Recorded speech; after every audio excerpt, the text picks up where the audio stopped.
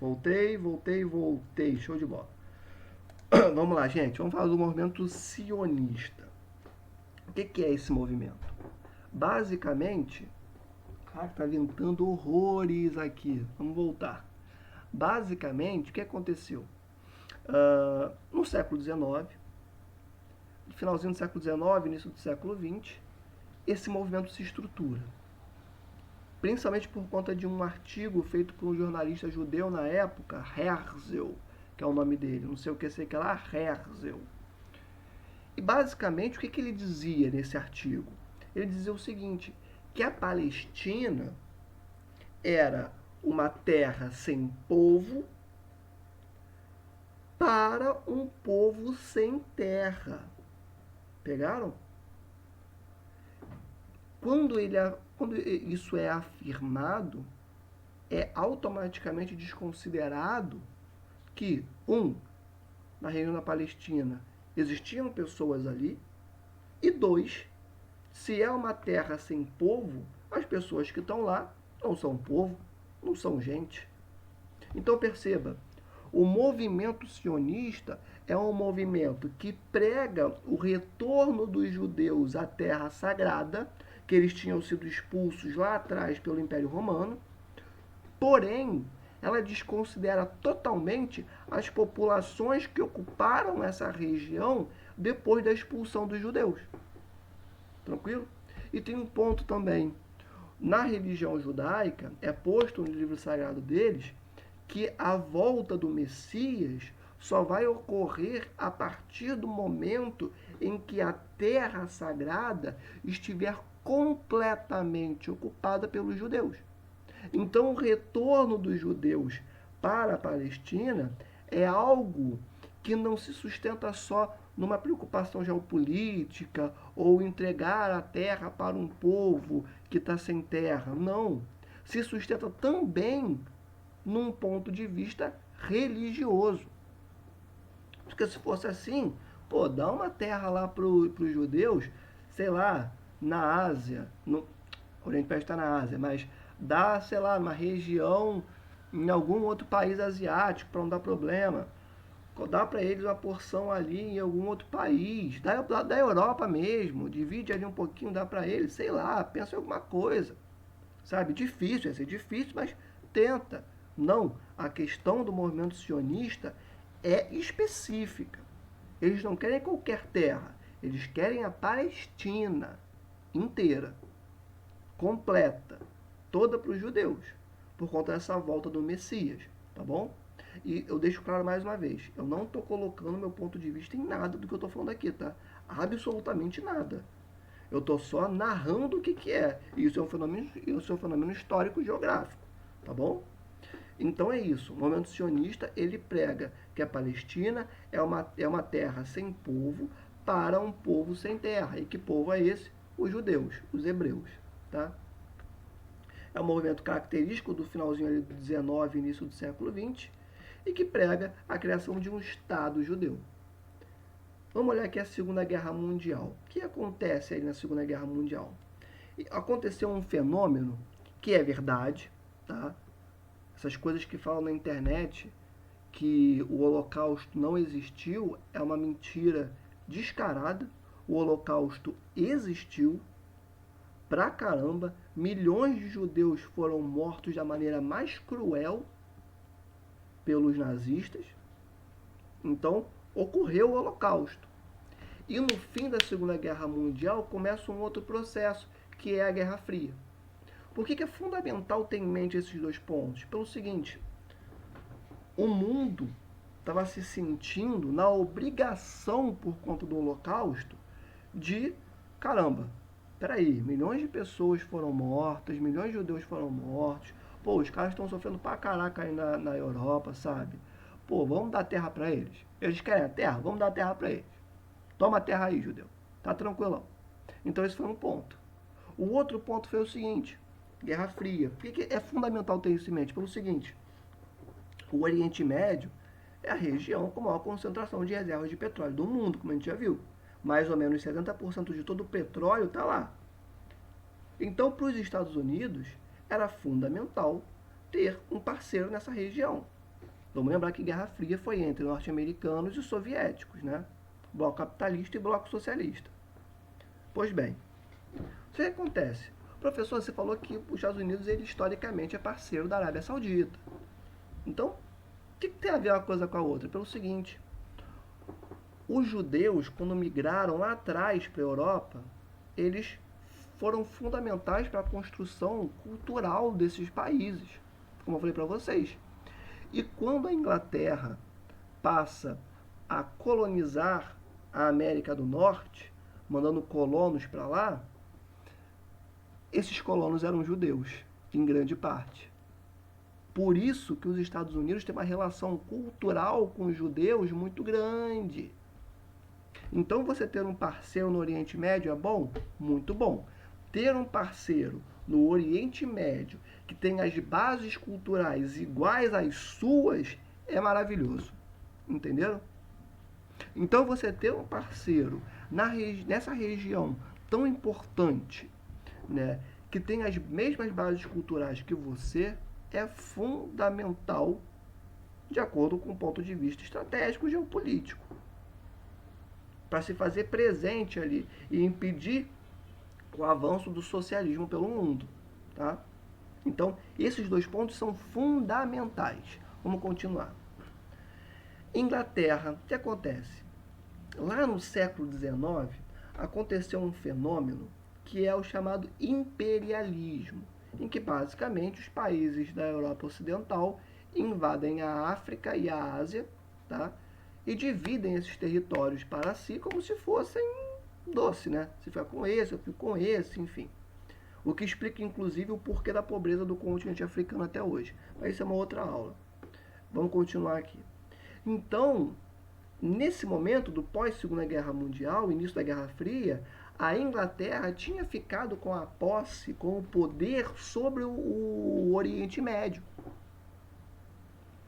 E a Inglaterra não era boba. Muito longe disso. Ela está vendo que desde 1904, que eu esqueci de comentar com vocês, esse movimento sionista que pregava a criação de um Estado judeu, o que aconteceu? Lembra que esses judeus tinham se tornado uma elite econômica ao longo do tempo? Pois bem, e os judeus sempre foram muito unidos, muito colados. Não, tu é judeu, então tu é meu brother. Tá ligado? Não, pode ter feito o maior crime do mundo. Na frente do mundo, eu defendo ele.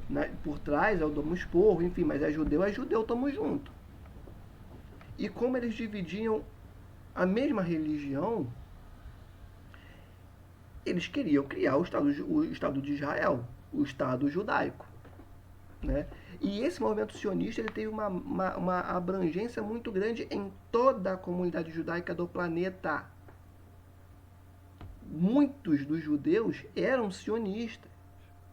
Viam a região da Palestina destinada para eles e dane-se o povo que estivesse lá. Porque Deus destinou aquela terra para eles em específico. Tá? E, a partir desse momento que o sionismo é criado, nesse momento sionista, esses grandes judeus, né, banqueiros, donos de terra, burgueses, donos de empresas, de indústrias, começam a financiar a ida de judeus para a região da Palestina. Então começam a financiar a construção, o desenvolvimento de acampamentos judaicos nessa região. Começa especificamente ali no início do século XX, 1904.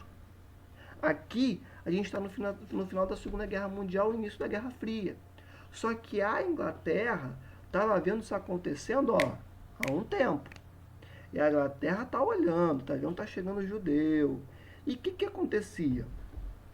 Os muçulmanos estavam ligados. Porque pensem vocês o seguinte, cara, eu estou aqui desde o ano 70 depois de Cristo. Quem é essa galera chegando aí na minha terra? Que foi do meu avô, do meu bisavô, do meu tataravô, do meu tataravô.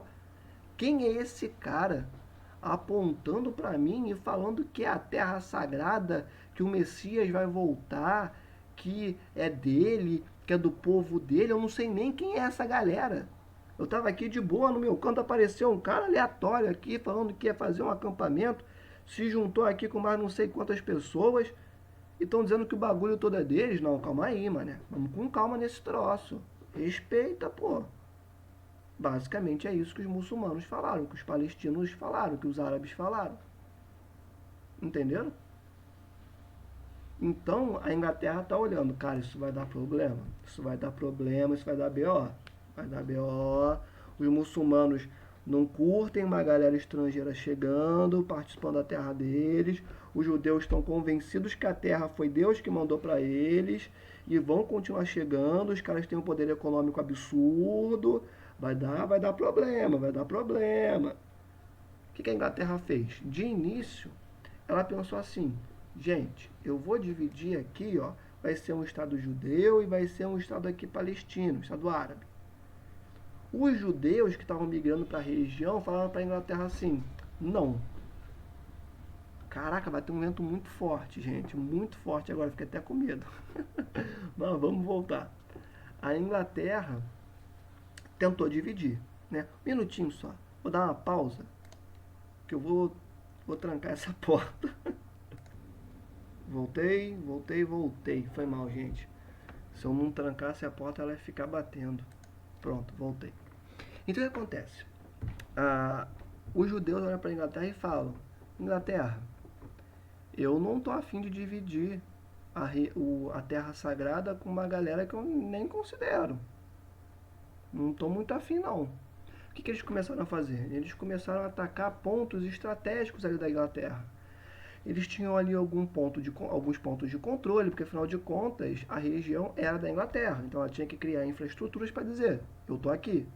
Os judeus começam a atacar essa região, né, pegar em armas mesmo, atacar essa região, né, para chamar a atenção da Inglaterra. Então dá tanto problema, e lembrando, a Inglaterra não estava lidando com um povo, né, um povo sem terra, né, podemos dizer assim, entre muitas aspas, qualquer. Né? Que tem os curdos também que não tem a terra deles. Só que, né, do lado dos judeus, você tem banqueiros, você tem grandes donos de empresas. Então, não é, entre aspas, qualquer povo. Né? Então, o que a Inglaterra faz? Ela vira para a ONU, que tinha sido recém-criada, e fala: ONU, toma que esse BO é teu, se vira, tô nem aí. Entregou a região da Palestina para a ONU. O que a ONU fez? Deixa eu ver aqui quanto tempo que nós já temos de aula. 12 minutos ainda. O que a ONU fez? Dividiu a região em dois estados. Né? A ONU colocou um estado para os judeus e um estado para os muçulmanos, para os árabes, para os palestinos que estavam ali antes. Os judeus ficaram satisfeitos, né? Os judeus falaram: cara, a gente já está aqui atacando a Inglaterra, ela tentou fazer isso.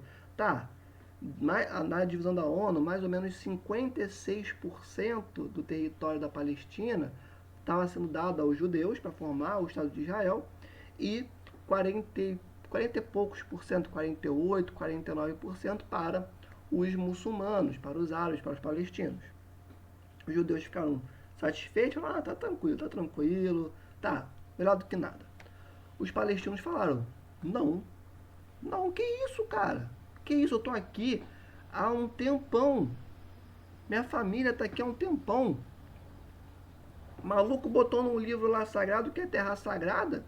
Então, peraí, eu vou pegar aqui um pedaço de papel, vou escrever que essa terra, que os Estados Unidos, por exemplo, é minha terra sagrada e vou lá dominar os Estados Unidos. Não tem cabimento um troço desse. Que isso? Outro dia o bagulho era meu e hoje em dia e agora tá tudo dividido? Não, peraí. Não aceito não. Tô insatisfeito pra caramba. O que acontece? Pegam em armas e começam os conflitos. Então, o início de tudo que acontece no Oriente Médio vem daqui. Desse processo de migração dos judeus, esse conflito com os palestinos, essa divisão que foi feita pela ONU, beleza? Tudo começa daqui. Deixa eu ver quanto tempo que temos aqui. 14 ainda, acabei de olhar.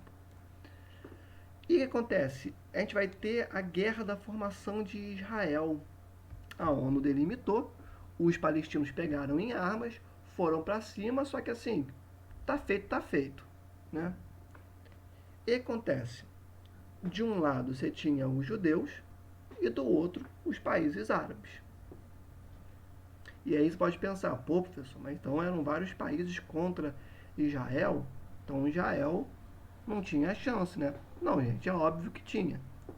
Tanto tinha que venceu, ó. Venceu. Por que isso acontece? Porque é um Estado formado por gente que tem grana e com apoio de um país que tem mais grana ainda, que são os norte-americanos. Por conta daquela proximidade cultural que eu falei com vocês. Né? Então, é, Israel tem muita tecnologia, o exército dela é muito forte, enfim. Então ela venceu os países árabes. Tá? Só que o que acontece? Sabe a divisão que a ONU tinha feito e dado para os palestinos? O que Israel faz? Ela vira e fala assim: vocês me atacaram, não atacaram? Eu ganhei vocês, não ganhei? Então dá para mim. O que ela fez? Ela pegou a região que tinha sido dada para os palestinos e somou seu território. Ou seja, os palestinos perderam as suas terras, né? E essas terras que eram dos palestinos foi dividida entre a Cisjordânia ou Jordânia e Egito, tá? E aí o Egito ficou com a faixa de Gaza, que é um pedacinhozinho. No livro de vocês tem um mapa que mostra muito bem. Então, a extensão de terra que era dos árabes, dos muçulmanos, dos palestinos, que estavam ali diretamente envolvidos com o conflito com Israel, foi dividida. Né? Uma parte foi para Israel e outra parte foi dada, né, foi para a Cisjordânia e para o Egito. Tá bom? Vamos continuar. Agora tem a Guerra de Suez, né, que é um canal no Egito. E esse canal artificial liga o Mar Vermelho ao Mar Mediterrâneo. Tá? Portanto, é fundamental do ponto de vista de escoamento de produção. Beleza? Que rolou em 1956. E Nasser, quem é Nasser? Nasser foi um político que ele chegou ao posto de presidente do Egito. Tá? Só que nesse ano, o Nasser, que era nacionalista pra caramba, o que ele faz? Ele olha o canal do Suez, que é fundamental para o desenvolvimento das atividades econômicas ali naquela região, e dos países europeus, enfim, e nacionaliza. Professor, o que é nacionalizar? É quando o Estado ele torna algo que era particular público. Pegou? Então ele pega algo que era de uma empresa e tal e torna estatal. Show de bola. O Nasser nacionaliza o canal de Suez e, além de nacionalizar o canal de Suez, ele envia tropas do exército egito para a fronteira com Israel. Vamos ver onde isso vai dar. E o que acontece? Ficam bolados França, Inglaterra e Israel, porque tinham uma proximidade muito grande ali com o canal de Suez, porque escoavam sua produção por ali, era propriedade inclusive de um desses países, enfim. Então, ficam bolados. Como assim você nacionaliza uma coisa que não era tua? Como assim eu vou ter que pagar imposto para um canal, só porque esse canal foi feito no seu território, se eu quiser passar por ele, eu vou ter que te pagar imposto? Não, peraí. Não é assim que acontece. Então, França, Inglaterra e Israel vão para cima do Egito. Só que aí o Egito, ele tira uma carta trunfo no bolso, que é a União Soviética. Ele fala, então vocês vão me atacar. Então, peraí, União Soviética, eu tô com um probleminha aqui. Me ajuda aqui rapidão.